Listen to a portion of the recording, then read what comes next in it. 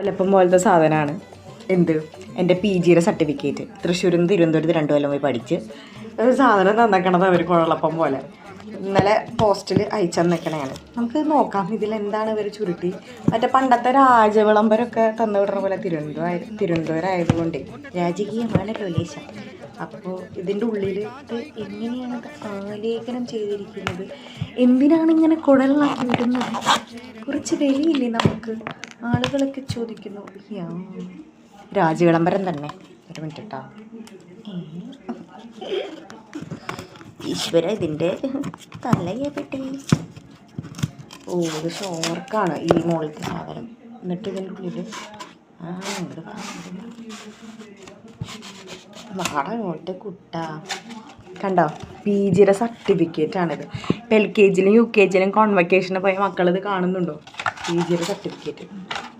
ഞാൻ തുറന്നു നോക്കട്ടെ. ബൈ.